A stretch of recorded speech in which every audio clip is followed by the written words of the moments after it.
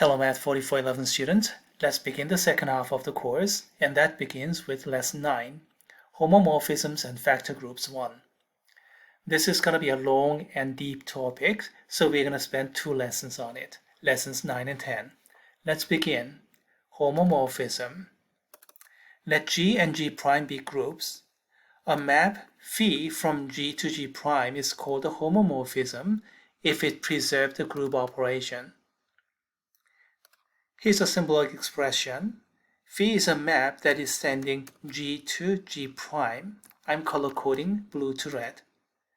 And group operation AB, which is a group operation in G, so I highlighted in red. And that versus phi of A times phi of B. And that takes place in G prime, so I'm highlighting in red. So what do you see? Phi of AB is phi of A times phi of B. So you see, phi is preserving the group operation. Blue in G, now red in G prime. Here's another way to say the same thing.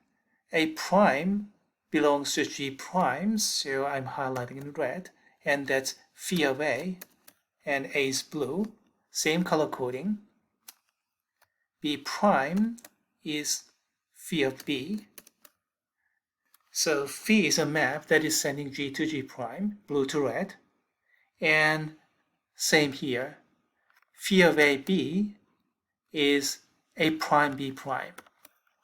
A times B is a group operation in G, so I highlighted in blue, and A prime times B prime is a group operation in G prime, and that's why it is highlighted in red. Make sense? A map that preserves the group operation is called a homomorphism. That's the definition, and there are some more terminologies that you have to know. An injective homomorphism is called a monomorphism. Mono means one, so that goes with one-to-one. A surjective homomorphism is called an epimorphism. Epi means on top, on, above, and that goes to onto. A bijective homomorphism is called an isomorphism. Now, we have been using the term isomorphism and isomorphic. Way back in lesson 1, when we discussed the binary operation, we considered 2 different non-empty sets with 2 different binary operations, but there's a bijection that preserves the algebraic operations. Then we can pretty much identify those 2. Consider those 2 are essentially the same, and the same thing is taking place here, except that we are restricting ourselves only to the group operation. But then again, we can extend this idea further to this is group homomorphism and group isomorphism, but over to ring homomorphism, field homomorphism, and so on and so forth. And here is a little bit further terminologies. They may or may not be important for you depending upon your career path. A homomorphism from G to itself is called an endomorphism. Endo means inside. So it's going back to inside. An isomorphism from G to itself is called an automorphism, autos, self. And an automorphism defined like this, G x G inverse, or sometimes G inverse xg, depending upon which is more convenient. Those kind of automorphisms are called inner automorphisms. Inner automorphisms and automorphisms are important in abstract algebra too, especially when we study field theory, but I don't know whether that is important right now for everybody. So let's go back to gray. So if you're definitely taking abstract algebra 2, remember all those. If you're not, stick to these 3. Homomorphism, of course you have to know that. And then monomorphism, epimorphism, isomorphism. Oh, isomorphism is really important too. Okay, so much for the definition and theory. Let's look at some examples. First, a trivial example, trivial homomorphism. Everything is going to the identity E prime. Remember, the identity in G prime is E prime. We are using prime here. So everything is going to E prime. It's a homomorphism because whatever group operation we have here inside, Outside, we're going to get E prime times E prime is E prime. So it's a homomorphism, but that's too trivial.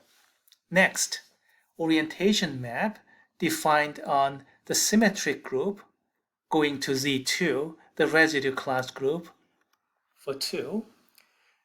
Please remember, every permutation in a symmetric group can be decomposed by a product of transpositions. And the product itself or the number of transpositions required are not unique, but the number is unique modulo 2, that is even or odd, we definitely know. And the set of all even permutations form a subgroup of the symmetric group, which we call the alternating group. And this is how we assigned the values. For even permutation, assign 0. For odd permutation, assign 1. And we can manually check whether the group operation is preserved. Phi of sigma tau is indeed equal to phi of sigma plus phi of tau by considering 4 separate cases. When both are even, both are odd, and one is even, the other is odd, and vice versa. Let's see, what if both are even? Both belong to alternating groups, so both are even. Sigma has even number of transposition. Tau also has even number, so even plus even is even. So phi of sigma tau is 0, all right? But then again, how about phi of sigma plus phi of tau? They're all even, so 0 plus 0. So we have 0. We have equality, that checks out. What if both odd? Well, sigma has odd number of transpositions. Tau also has odd number of transpositions. Add them up, we have even plus odd, odd plus odd, so even number of transpositions. So phi of sigma tau is 0. But then again, if you do phi of sigma plus phi of tau, then we have 1 plus 1. But that's 0, modulo 2. So yes, again, that checks out. Likewise, you can continue. 1 equals to 0 plus 1. 1 equals to 1 plus 0, like that. So it turns out it's a homomorphism. The next example, this is an interesting one. The script FRR, that's a set of all real functions from R to R. And it's an additive group. And of course, you can consider multiplication there as well, but let's not worry about multiplication. Let's just stick to additive groups, so addition only. And let's see, how do you define addition of functions? How did you do that in college algebra class?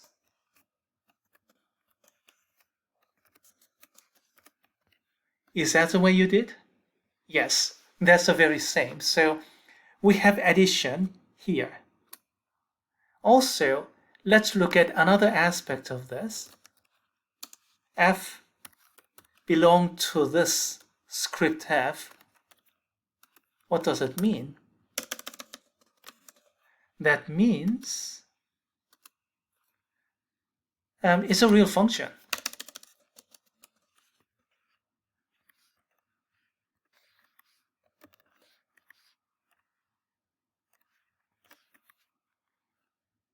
And that is sending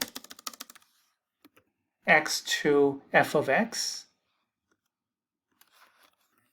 a real number. So in this viewpoint, f is a function, x is a real number. And if you look at special case C, well, in that case, yeah, you can write like this. And then at x equal to c, you get that. And then this is not really arbitrary, so let's just stick to just one side. Anyway, okay, all right. So if you look at this way, then f is a function. But if you change the viewpoint so that now c is a function, then you can regard that f is being mapped into f of c. And that map is called phi c of f. So basically what you're looking at here is phi c is sending f to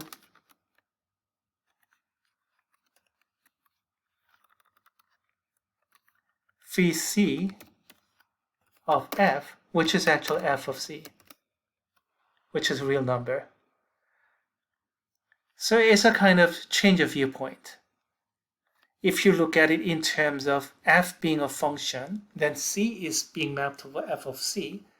Now, if you consider c as a map, then f, which is a function, and that is being mapped to a real number.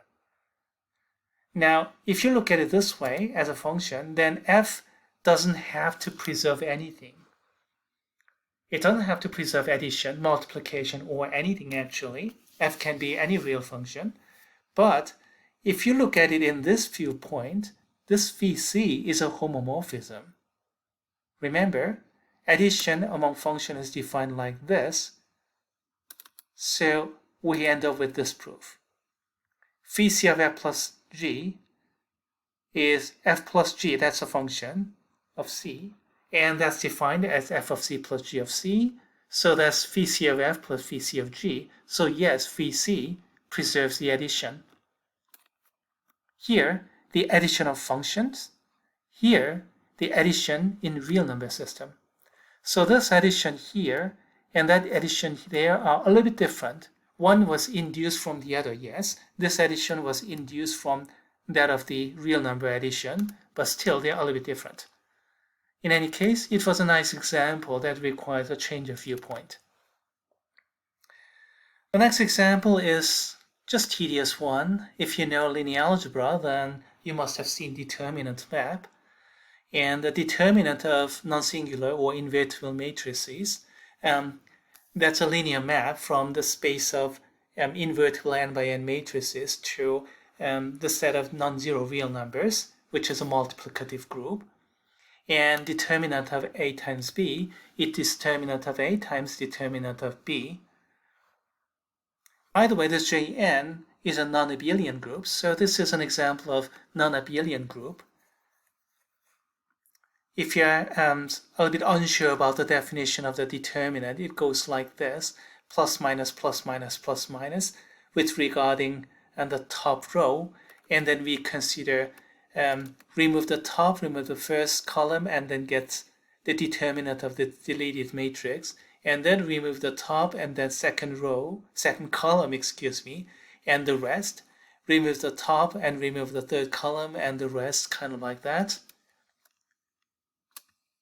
Anyway, if you don't remember that, then please review linear algebra. Final example here in 1.2, if you have a direct product 1 times G1 times G2 times G3 times and so on, we can consider a projection map. Just focus upon one coordinate and then disregard everything else. And that turns out to be a homomorphism. I'm going to leave the proof to you. I mean, any kind of group operation here applies to each component, and everything else, we just discard those. So yeah, you'll have the same group operation. This is a special case of a little bit broader projection map that is starting from the first coordinate and then keep up to ith coordinate and then throw away the rest. So keep those, but the rest is all going to identity. Oops, wrong color. So for example, if you put some object under the sun, and then you have a shadow. And then the shadow is a 2D projection of 3D object. 2D orthogonal. Excuse me, it doesn't have to be orthogonal. If it is sun ray, it doesn't have to be orthogonal. Yeah, all the rays are parallel, all right, but doesn't have to be orthogonal. This one is necessarily orthogonal. Anyway, okay, all right. I don't want to go too deeply into linear algebra. Okay, that was enough for this example. Not enough time to start another example, so let's stop here. And let's meet again and resume.